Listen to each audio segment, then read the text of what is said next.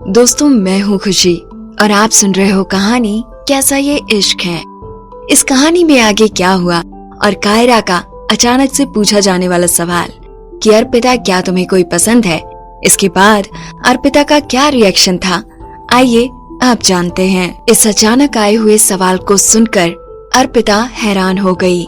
मैंने तुम्हारे और मिस्टर संजय के बारे में बहुत सी अफवाहें सुनी हैं। मैं खुद को रोक नहीं पाई तुमसे इस गॉसिप के बारे में और जानने के लिए। अर्पिता उस सवाल को सुनकर इतनी ज्यादा सावधान हो गई थी कि इससे पहले कियारा अपनी बात पूरी खत्म कर पाती, वो पहले ही कुर्सी से उठ गई। वो खड़ूस का बच्चा, प्लीज भगवान जी मुझे इस मुश्किल से बचाइए, मुझे इतनी जल्दी नहीं मरना है। कायरा अर्पिता के यूं अजीब से रिएक्शन को देखकर कुछ समझ नहीं पाई और अचानक जोरों से हंस पड़ी। क्या वो इतना बुरा है? संजय मित्तल दिल्ली शहर का सबसे अमीर इंसान है और तो और वो हैंडसम और चार्मिंग भी है। उनसे शादी करने के लिए दिल्ली शहर की सारी लड़कियां मरती हैं। यही नहीं बल्कि उनके घर के सामने की सड़क पर तो उनसे शादी करने के लिए लड़कियों की लाइन लगती है। उस लिस्ट में जरूर संजय सर का गुस्सा और उनके अजीब बिहेवियर के बारे में नहीं लिखा होगा। उनके उस हैंडसम चेहरे के अलावा उनके पास कुछ भी नहीं है। जो लोग उनके साथ रहते हैं सिर्फ उन्हें इस बात का पता है। अर्पिता की बातों को सुनकर ऐसा लग रहा था कि संजय के लिए उसकी शिकायतें कभी खत्म नहीं होंगी। वो अभी खुश होकर कायरा से गॉसिप कर ही रही थी कि उसके पीछे से ठंडी हवा महसूस होने लगी। तभी उसने नोटिस किया कि कायरा के चेहरे के एक्सप्रेशन भी बदल गए थे। इससे पहले कि अर्पिता कुछ समझ पाती कि आखिर क्या हुआ है, कायरा ने उसे जल्दी से एक टेक्स्ट मैसेज किया, ये लिखते हुए कि मैं बाद में बात करती हूँ, और वो ऑफलाइन चली गई। क्या कायरा ने कोई भूत देख लिया था?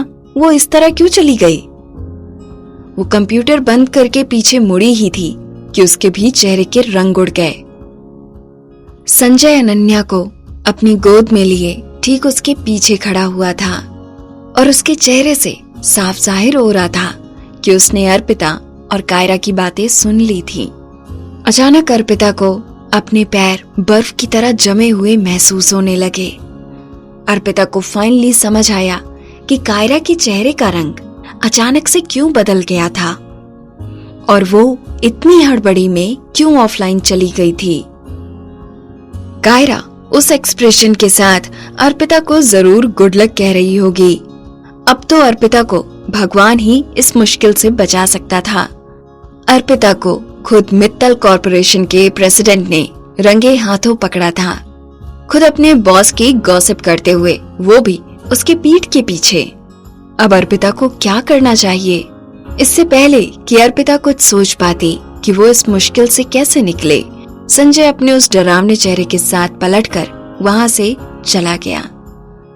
मिस्टर संजय।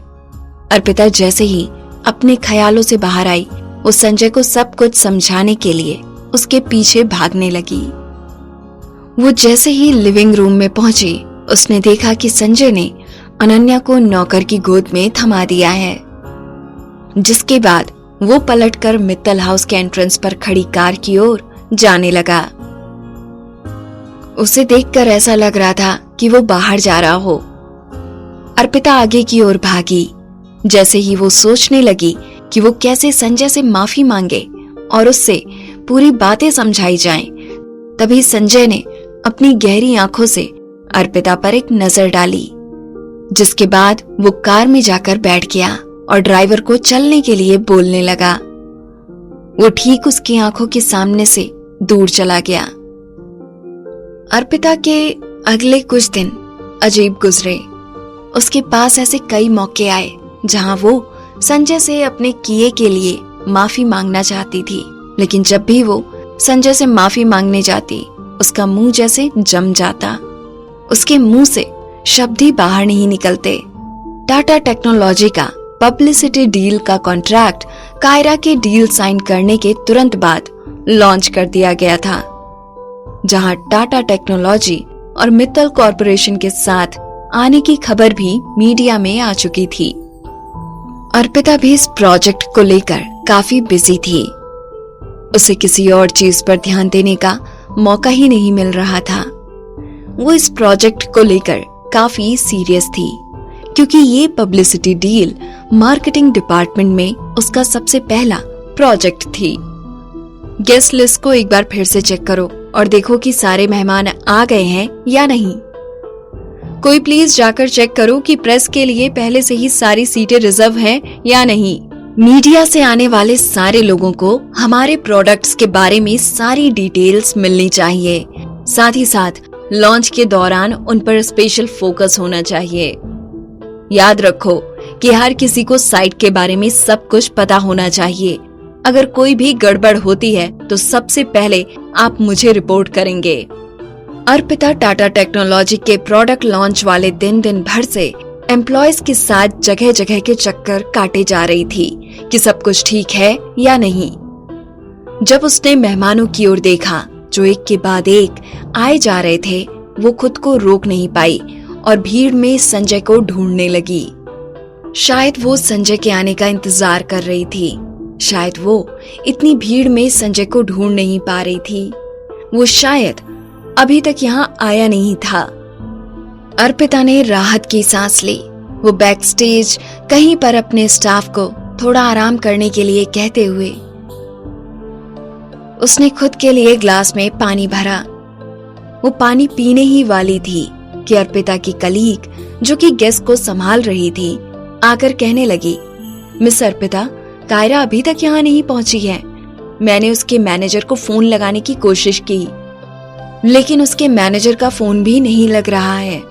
शायद ट्रैफिक की वजह से उसे लेट हो रहा होगा। तुम चिंता मत करो, मैं उसे फोन लगाकर पूछती हूँ कि आखिर क्या हुआ है।